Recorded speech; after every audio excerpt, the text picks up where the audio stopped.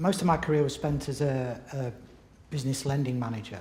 I joined a high street bank in 1976, which I know seems barely credible, but I worked in the high street bank until 2008, when I just, in a moment of madness, just resigned.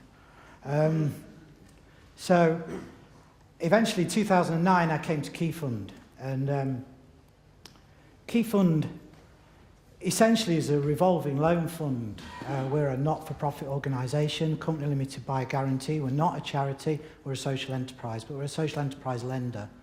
And as I say, we're a revolving loan fund, so everything we do revolves around putting the money out to people, getting it back in again, charging a bit of interest on it, and then putting it back into the fund again and letting it go out again. So we recycle all the money that we manage to earn. We operate the largest social investment fund in the north of England. We operate exclusively in the north of England. We're very proud of being based in the north. We have no intentions to go anywhere else. We're also very proud to cling to the bottom rung of the ladder. We've no desire to do big stuff. We will continue to do small stuff forever. That's what we were founded to do, and that's what we will continue to do. So we've been supporting social enterprise since 1998.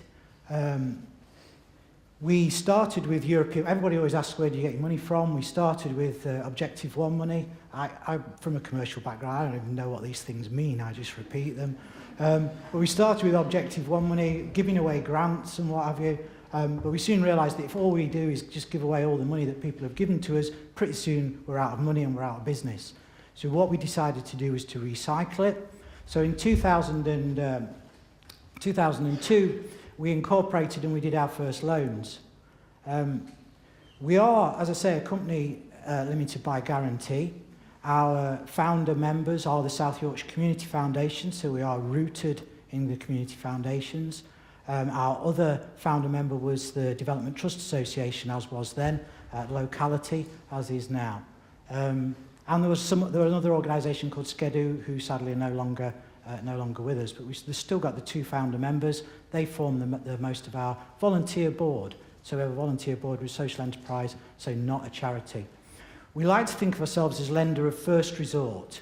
We will only lend if no one else will, but that doesn't mean that we are the last resort. For many organisations, we're the first rung on the ladder. We're the first step towards getting involved with mainstream lending. Mainstream lenders don't tend to understand the charitable sector. They don't seem to get it. So we do loans of £1,000 to £300,000, but predominantly our average loan size is about £25,000 to £30,000. It's fixed interest. It's not, the interest rate is not determined by risk, it's determined by our own sustainability and by the diktats of the people we get the money from. So in Europe, we have to follow European rates. They tell us what we can lend it at. We make fast decisions. They always ask me, who have you helped? Well, in 10 years, we've helped quite a lot of people, and it carries on. We invest for impact. So for us, we're not particularly precious about the definition of a social enterprise. All we look for is that someone who balances the social impact with their commercial activity. So providing they've got that, we're not particularly precious about the legal model. We will advise on the legal model. Quite often we'll poo-poo the legal model that you're thinking of choosing. As you say, sometimes if you ask for money, you get advice. Sometimes you might not like the advice you're being given, but that's what we do. It's nearer £30 million now. We will probably this financial year have done just short of £4 million lending this year. Our losses this year will be around about 4%. We budget for about 15. We've never hit 15. We've done an awful lot in that time. 75% of everything we do is in deprived communities. Some of my more interesting experiences have been in deprived communities. I'm always frightened that my car's not going to be there when I get back, but it always has been, and it's fine. Loans, people always say, what do you use loans for? There's only three things that you can ever borrow money for. There's nothing else. You can either borrow it for an asset, to buy an asset, or renovate it. That's it. And why wouldn't you use a loan to defray the cost of something over a period. We do it all the time in our personal lives. Mortgage, house, car, we defray the cost of the asset over a period. So why would you not do it when when cash is a difficult commodity to manage in these circumstances? The second one is working capital, and by this, working capital is a much maligned term, I think, in this sector. If you've got a product or a service that you want to deliver, you're bridging the gap between when you have to pay out and when you get the money in. So working capital, you've got a contract or you've got a product that you need to sell. And then there's growth and development. And growth and development is what I call losses. My expenditure is greater than my income, but I'm optimistic that my income will go up.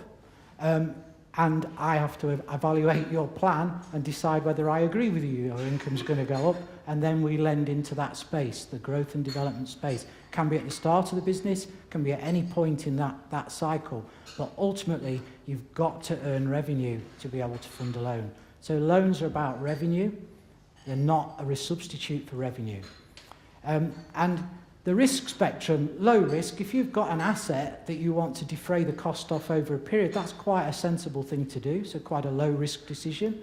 If you're making a loss and decide to take borrowing to cover that loss until such time as your income manages to fill the hole, that's quite a high risk decision. And what I get a lot of is, we don't do loans because they're too risky. But actually, it's common sense. If you're running a business, there are times when you might consider funding by way of debt, and there are times when you wouldn't.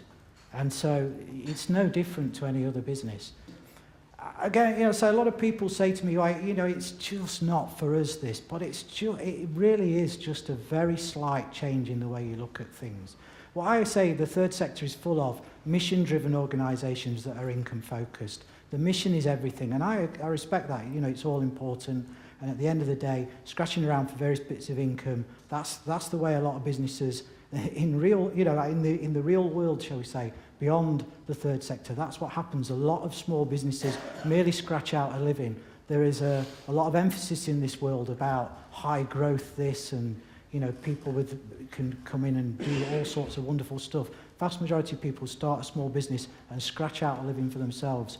There are a lot of charities, a lot of organisations in the social space that do exactly that. They survive, they thrive, they do stuff, they make things happen, but they do it on very little income. Mission-driven, income-focused, grabbing for that next bit of revenue. If you're going to use business to solve the problem, it's just flipping it on its head. You need to be income-driven and mission-focused. So if you're going to use business to resolve this thing, you need to look at where does the income come from, and then how can I use that income to serve the mission? The mission is all important, but it's just a flip. If you can flip, then you can use social investment, or you can use debt finance as part of the funding mix, and it is only part of the mix. So the differences between grant and equity, at the end of the day, if you need money very quickly, we can provide it very quickly, and we can work very fast. We have a panel at the end of every month. Generally, it takes between 2 and 4 weeks to get the funding, and that's the cycle we work on. This month, we did 16 awards, it's £750,000. We've done £1 million since Christmas. It just rolls on and on. But as I say, we do cover the whole of the north of England. That's East Midlands, Yorkshire and Humber, North East, North West. But our soul is in Yorkshire. We're very flexible. You don't have to tell us, it doesn't have to be for a specific purpose. We don't have to identify every last bit that you're going to spend it on. You just have to tell us what you have spent it on. We do monitor the debt, so we do want to know what it's been spent on. We want to know how you're performing. And we also, because we have to satisfy our funders, we need to know whether you've created jobs, whether it's a new business start, and we do collect those things. If the project's essential, our funds are not competitive. This money's there. There's so many people wanting to throw money at us. We're one of those intermediaries. We're a CDFI. We're one of those intermediaries that Big Society Capital throws money at. And we just have to turn it and put it out to you. So that it's not competitive. It's just there. If you've got a viable business, we'll fund it. So In terms of a lengthy application process, if you've got a viable business and you're putting a plan or a proposal together and you're investing a lot of time and effort in it, you can be pretty much assured that in some way, shape or form we'll fund it. If you put a lot of effort into a grant application in a competitive situation, you might put a lot of time, energy and resource into something that's never going to happen. We assess on viability and merit. There's no preference for new or existing projects. We will fund revenue if we have to in that growth and development space, but we have to get out. But you do have to repay us. So I just want to quickly mention the social incubator. This is money that was given to us by through Big Society Capital for incubating new businesses, people with new ideas, new things, but there has to be a social impact at the bottom of it. It's interest-free, so we do it interest-free, and you do get lots of support with it. £25,000, one-to-one business support, access to business space. If you've never borrowed before, this is the thing to go for.